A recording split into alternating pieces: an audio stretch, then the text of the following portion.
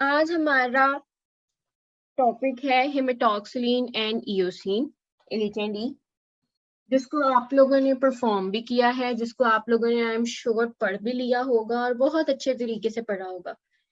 Haematoxylin और eosin एक ऐसा स्टेन है, अगर आपको ये स्टेन याद हो जाता ना तो इट मीन्स कि आपका स्टेनिंग का पोर्शन कंप्लीट हो गया। आपके पास जितने भी स्टेन हैं सारों का प्रोसीजर एक ही है। अगर आप लोगों ने अपने माइंड में एक जर्नल की बनाई हुई है ना कि सबसे पहले हमने डी वैक्सिंग करनी है, डी वैक्सिंग करने के बाद हमने उसको रिहाइड्रेट करना है, रिहाइड्रेट करने के बाद आपने उसको स्टेन में डिप करना है, स्टेन में डिप करने के बाद आपने उसकी वॉशिंग करनी है, वॉशिंग करने के बाद आपने उसकी डिफरेंशिएशन करनी है, देन आपने उसको काउंटर स्टेन के लिए टाइम देना है, काउंटर स्टेन के बाद अगेन आपने वॉशिंग करनी है। हर स्टेप में जो है हमारे पास वॉशिंग हो रही है, बिकॉज हम जो केमिकल यूज कर रहे हैं हमने उसको अपने स्टेन टिश्यू से रिमूव भी करना है, ताकि हम जो नेक्स्ट केमिकल यूज करें उसका कलर हमारा टिश्यू जो है वो अच्छे तरीके से एब्जॉर्ब कर सके। और उसके बाद आपने अगेन उसको डिहाइड्रेट करना है, आपने उसको क्लियर करना है और आपने उसकी माउंटिंग कर देनी है। माउंटिंग जो है हमने उसकी दो टाइप्स पढ़ ली थी कि हमारे पास एक्वस माउंटेंस भी होते हैं और रेजिनस भी होते हैं।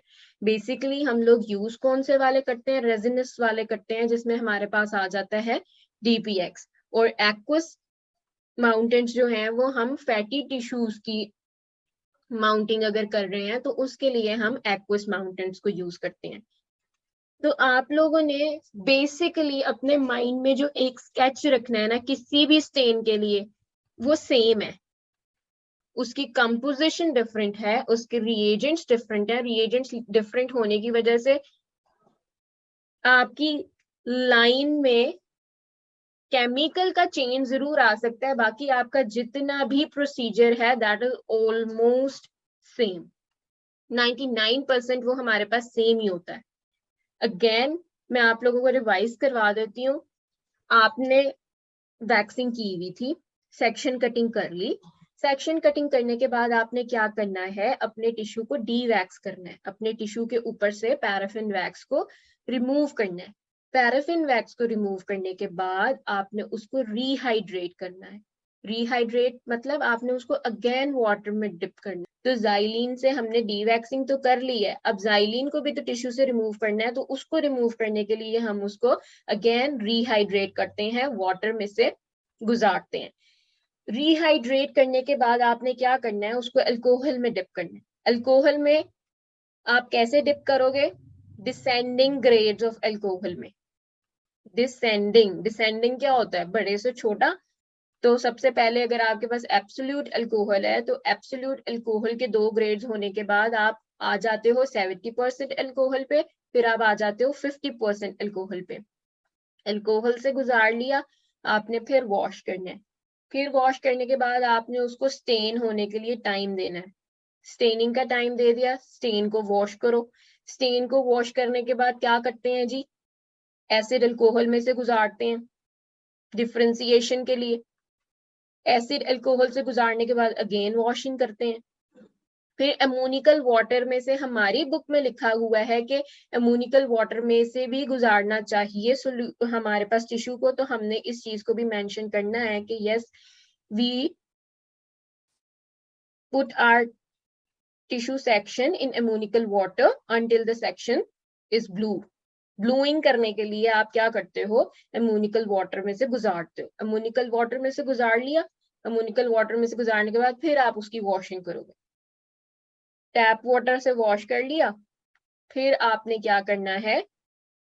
आपने काउंटर स्टेन करना है। काउंटर स्टेन करने के बाद आप अगेन वॉश करोगे। अगेन वॉश करने के बाद आप क्या करते हो? डिहाइड्रेट करते हो, वाटर रिमूव करते हो, क्लियर करते हो और उसको माउंट कर देते हो with the help of mounting media. तो that is the principle of your staining. 4 basic steps हैं जो आप लोगों ने याद रखने हैं। Rehydration and descending grades of alcohol में से आपने अपना टिश्यू सेक्शन गुजार लिया। स्टेन देना है उसको, स्टेन देने के बाद डिफरेंशिएशन करनी है, डिफरेंशिएशन करने के बाद काउंटर स्टेन देना है, और काउंटर स्टेन देने के बाद आपने उसको अपने स्लाइड पर माउंट करना है, कवर स्लिप उसके ऊपर आपने अटैच करनी है और फिर आप उसको विजुअलाइज कर सकते हो। जो वॉशिंग का स्टेप है वो हमारे पास हर एक पॉइंट के बाद हो रहा होगा, और इसीलिए बोला जाता है कि हमारे पास जो क्लियरिंग एजेंट है, हमारे पास जो डी वैक्सिंग एजेंट है, वो सारे हमारे पास मिसिबल होने चाहिए वाटर में। अगर वो मिसिबल होंगे तो ही वाटर उनको रिमूव कर पाएगा, वरना नहीं रिमूव कर सकता। तो that is the basic theme of your staining. ये समरी है जिसको आपने अपने माइंड में बिठा लेना है, फिर आप जो भी स्टेन याद करने के लिए बैठोगे वो आपको इजीली याद हो जाएगा। फिर हमारे पास आ जाती है इस चैप्टर की इम्पोर्टेंस। इस चैप्टर की इम्पोर्टेंस आपके प्रैक्टिकल एस्पेक्ट से भी बहुत ज्यादा है, और इस चैप्टर की इम्पोर्टेंस जो है आपके एक एससीक्यू के एस्पेक्ट से बहुत इम्पोर्टेंट है। आपको प्रैक्टिकल में ये क्वेश्चन तो आना ही आना है, किसी ना किसी एक ग्रुप में तो लाजमी ही आएगा, और बाज दफा रिपीट हो जाता है दो ग्रुप्स में, हिमेटॉक्सिलिन और इयोसिन का procedure. Practical aspect say that is very important. लेकिन पास पेपर्स को अगर हम देखें तो उसमें हमारे पास हिमेटॉक्सिलिन और इयोसिन का प्रोसीजर थियोरेटिकल पेपर में भी लिखने के लिए आया हुआ है, तो हमने उसको उस वे में भी तैयार करना है। और फिर एमसीक्यूज तो डेफिनेटली हमने हर चैप्टर के करने ही है, बिकॉज हमने कोई रिस्क नहीं लेना कि हम एमसीक्यू से अपने कोई मार्क्स जो है वो कटवाएं। फिर आ जाती है इस चैप्टर से कितना पोर्शन आपने कंप्लीट करना है। आपके करिकुलम में 3 हेडिंग्स लिखी हुई हैं, रूटीन स्टेनिंग, हिमेटॉक्सिलिन इयोसिन की इंपॉर्टेंस,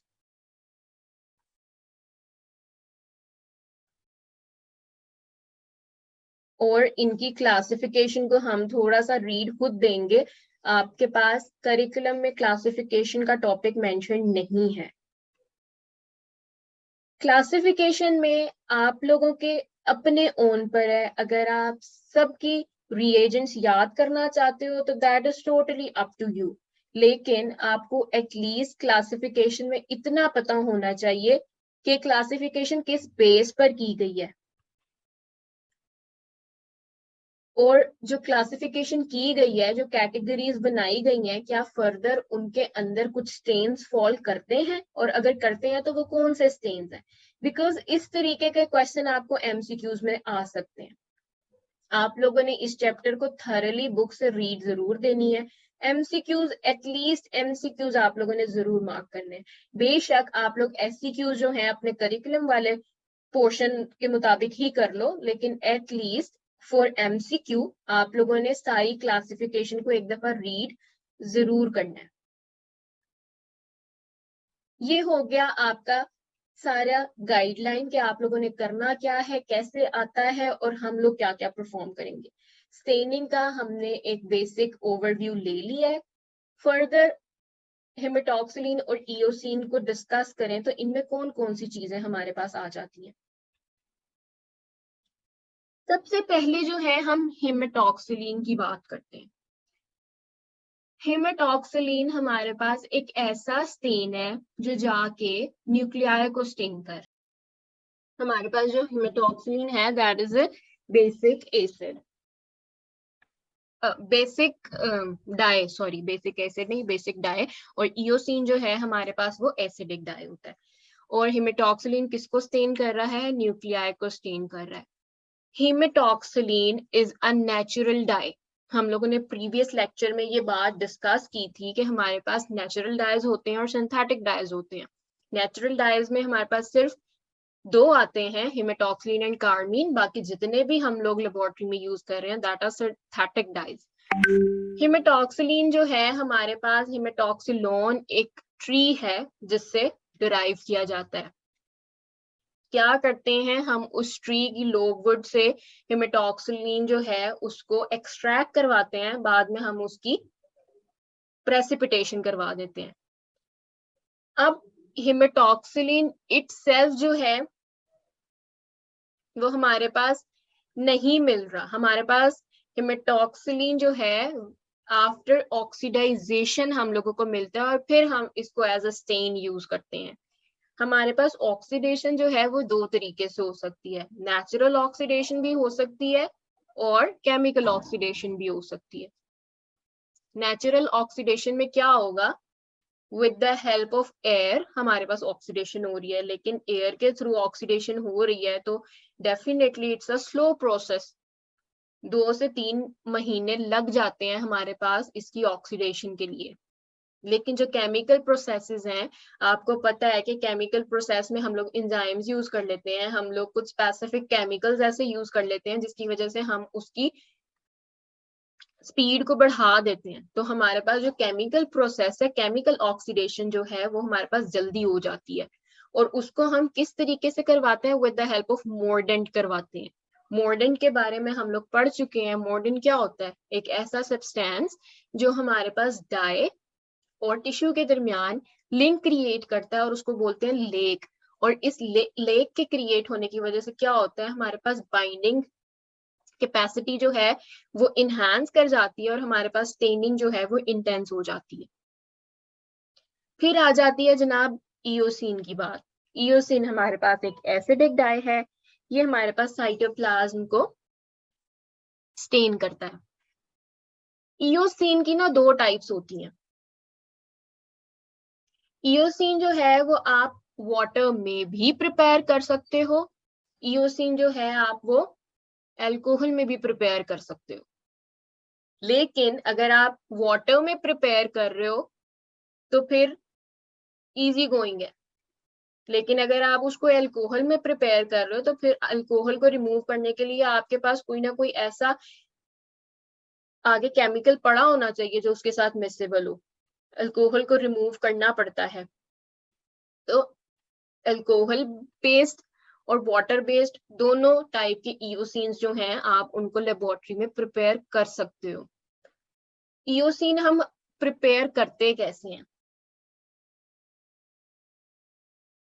हमने एक स्पेसिफिक कॉन्स्टिट्यूएंट में इयोसिन ले लिया, ठीक है। उसके बाद आपने या तो उसमें डिस्टिल वाटर ऐड करना है या फिर आपने उसमें अल्कोहल ऐड करनी है। ये चीजें तो हमें पता चल गई क्योंकि 2 टाइप्स के ही इयोसिन होते हैं। इसके साथ साथ आपने थाइमोल के क्रिस्टल्स भी ऐड करने होते हैं। थाइमोल के क्रिस्टल्स क्या करते हैं, फंजाई की ग्रोथ को प्रिवेंट करते हैं। अगर पाउडर में फंजाई जो है वो ग्रो करना स्टार्ट कर गई तो आपका तो पूरा डाई वेस्ट हो जाएगा।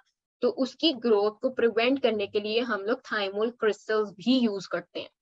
और अगर आप इसमें a little amount of acetic acid डालते हो तो उससे क्या होता है कि जब आप स्टेन करते हो तो आपके पास एक शाइन आ जाती है। आप जब माइक्रोस्कोप में देखते हो आपके पास जो साइटोप्लाज्म है या रेड ब्लड सेल्स या जिनको भी इयोसिन ने स्टेन किया है वो हमारे पास एक शाइनी लुक दे रहे होते हैं।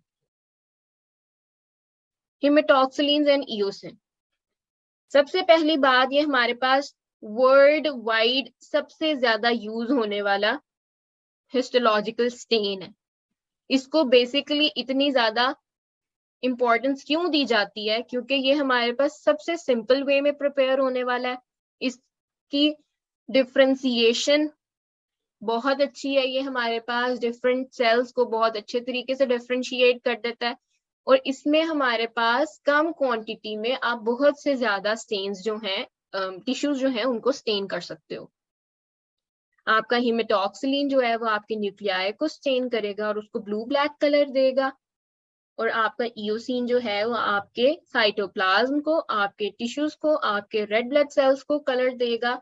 और कौन सा कलर प्रोवाइड करता है, pink, orange and red according to the structures. What is eosin? Eosin हमारे पास एक एसिडिक डाई है जो हमारे पास एलम हिमेटॉक्सिलिन के साथ बहुत अच्छे से कंबाइन कर जाता है। बेसिकली आप इसको 2 टाइप्स से प्रिपेयर कर सकते हो, one is water soluble and other one is alcohol soluble.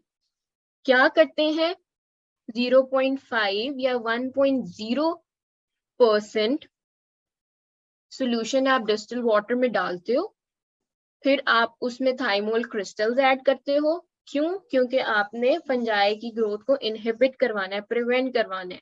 और इसके साथ अगर आप एसिटिक एसिड थोड़ी सी अमाउंट में डाल दो तो ये क्या करता है, आपकी स्टेनिंग को शार्पन कर देता है, आपकी स्टेनिंग को एक शाइनी अपीयरेंस प्रोवाइड करता है।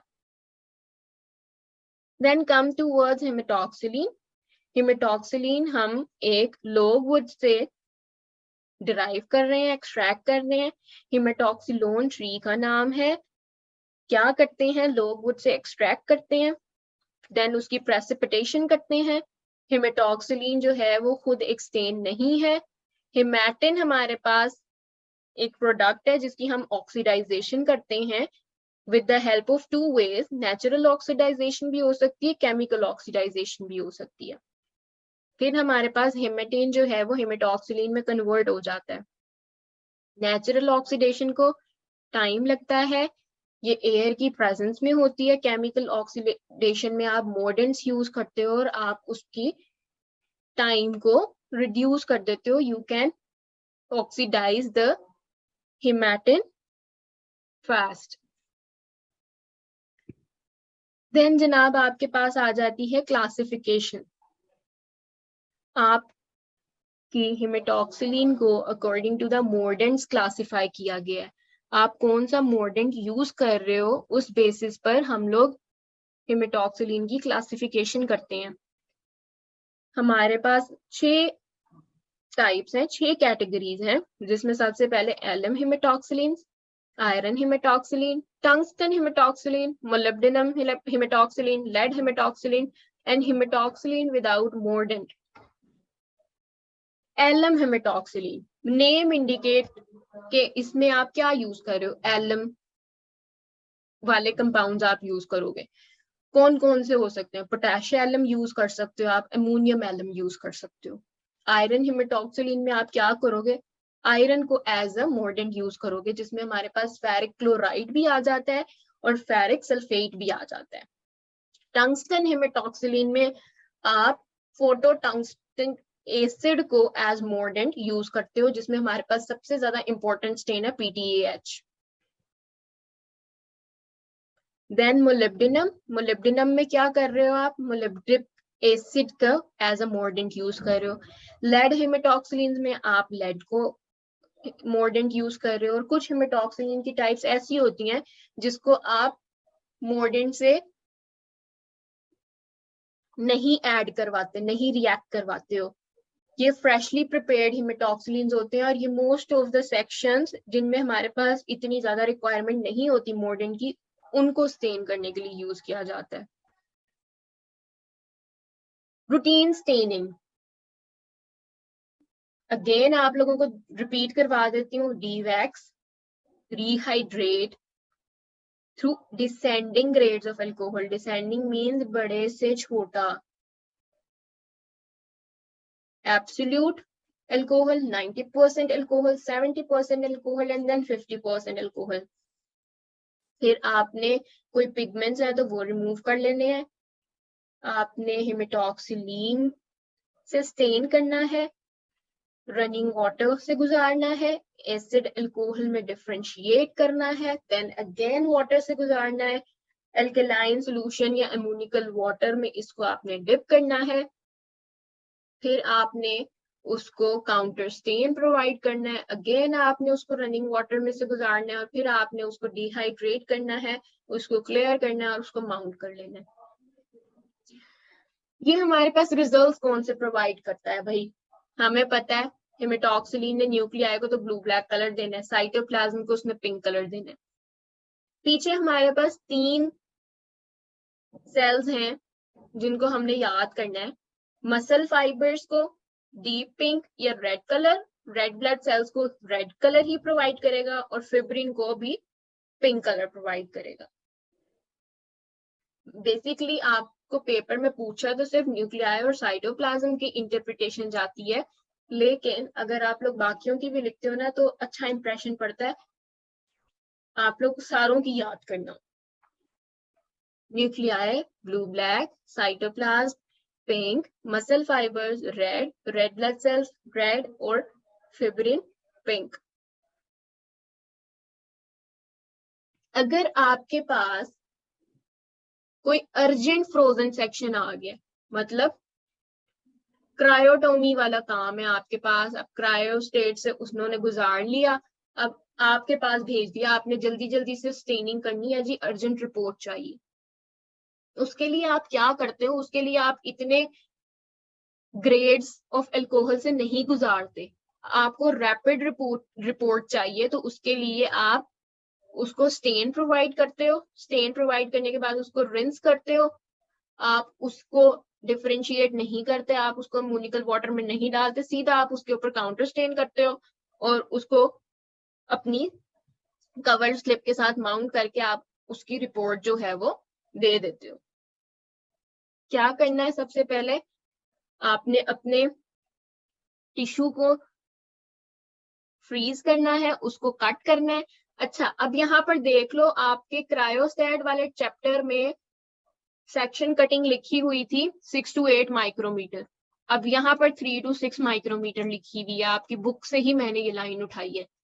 तो देख कर, आंखें खोल के एमसीक्यूज पढ़ना और फिर मार्क करना, क्योंकि अगर उन्होंने इस वाली लाइन के मुताबिक आपसे पूछा हुआ है ना, तो आपने 3 to 6 ही लगाना है। अगर आप 6 to 8 लगाए हो तो फिर वो गलत है, बेशक वो दूसरी जगह 6 to 8 लिखा हुआ है, बट फिर भी वो गलत कंसिडर होगा, क्योंकि लाइन के अकॉर्डिंग नहीं है वो आपका आंसर। क्रायोस्टैट से आपने उसकी कटिंग कर ली, आपने उसको जल्दी जल्दी से फॉर्मेलिन में डाला, फिक्स किया और भेज दिया आगे स्टेनिंग के लिए, या थोड़ी देर के लिए आप उसको फिक्स कर लो ताकि आपके पास माइक्रो एनाटॉमिकल स्ट्रक्चर जो है वो प्रिजर्व हो जाए। फिर आपने उसको टैप वाटर से रिंस किया, हिमेटॉक्सिलिन प्रोवाइड की, अगेन रिंस किया, काउंटर स्टेन दिया, रिंस किया और आपने माउंटिंग कर ली। इसके लिए आप लोगों ने एमसीक्यू पॉइंट ऑफ व्यू से एक बात याद रखनी है कि फ्रोजन सेक्शन के लिए हमारे पास एलम हिमेटॉक्सिलिन की ही एक टाइप है, केराजिस हिमेटॉक्सिलिन, उसको यूज किया जाता है, उसको प्रेफर किया जाता है। नॉर्मल जो आप स्टेनिंग करते हो उसमें आप हैरिस हिमेटॉक्सिलिन यूज करते हो, लेकिन फ्रोजन सेक्शन के लिए आप केराजिस हिमेटॉक्सिलिन यूज करते हो। Both are the types of alum haematoxylin. Alum haematoxylin, again वही बात, मॉडर्न कौन सा यूज हो रहा है, पोटेश एलम या फिर अमोनियम एलम। आगे फर्दर इसकी जो टाइप्स में स्टेन्स आ जाते हैं, that are Ehrlich's stains, Mayer's, Harris, Gill's, Cole's, Delafield and Carazzi's haematoxylin that is particularly used for urgent frozen sections. Classification में एटलीस्ट आप लोगों को ये नाम याद होने चाहिए, उनकी रीएजेंट्स याद करने हैं, रिजल्ट्स याद करने हैं, वो आपकी अपनी मर्जी है, लेकिन एटलीस्ट एमसीक्यूज के लिए इनको एक दफा जरूर पढ़ लेना। इनके डिसएडवांटेजेस क्या हैं? एलम हिमेटॉक्सिलिन्स को आप हर जगह क्यों नहीं यूज कर सकते? अगर आप कोई एसिडिक सॉल्यूशन यूज कर रहे हो ना, आप कोई ऐसा स्टेन यूज कर रहे हो इनके साथ जो एसिडिक पीएच का है, तो ये क्या करते हैं, ये बहुत ज्यादा सेंसिटिव होते हैं। अगर आपने एसिडिक सॉल्यूशन यूज कर लिया ना, तो आपका हिमेटॉक्सिलिन बिल्कुल ही गायब हो जाएगा। तो ये एक इनका डिसएडवांटेज है। दूसरा डिसएडवांटेज ये है कि जब हम पिक्रिक एसिड को यूज कर रहे होते हैं, तो भी ये हमारे पास न्यूक्लियाई का कलर जो है वो बिल्कुल ही फेड हो जाता है। तो उसके लिए हम आयरन हिमेटॉक्सिलिन्स को प्रेफर करते हैं as compare to alum haematoxylins. Iron haematoxylins में फेरिक क्लोराइड और फेरिक अमोनियम सल्फेट यूज होते हैं एज मॉर्डेंट। इनकी फर्दर टाइप्स में Weigert's haematoxylin, Heidenhain's haematoxylin, Loyez haematoxylin और Verhoeff's haematoxylin for elastic fibres, जो इंशाल्लाह हम इलास्टिक फाइबर्स के टॉपिक में डिटेल में रीड करेंगे। टंगस्टन हिमेटॉक्सिलिन में फोटोटंगस्टिक एसिड मॉर्डेंट के तौर पर यूज होता है। सबसे ज्यादा इंपॉर्टेंट एग्जांपल कौन सी है? Mallory phosphotungstic acid haematoxylin PTAH technique. Molybdenum में हमारे पास मोलिब्डिक एसिड यूज होता है। लेड हेमेटॉक्सिलीन्स में हमारे पास लेड सॉल्ट्स यूज होते हैं जो बेसिकली हमारे पास एंडोक्राइन सेल्स की डिमॉन्स्ट्रेशन करवाते हैं। और हेमेटॉक्सिलिन विदाउट अ मोर्डेंट, इसमें कोई मोर्डेंट यूज नहीं होता, फ्रेशली प्रिपेयर करते हैं और स्पेसिफिक टिश्यू सेक्शनिंग के लिए हम इनको भी यूज कर सकते हैं।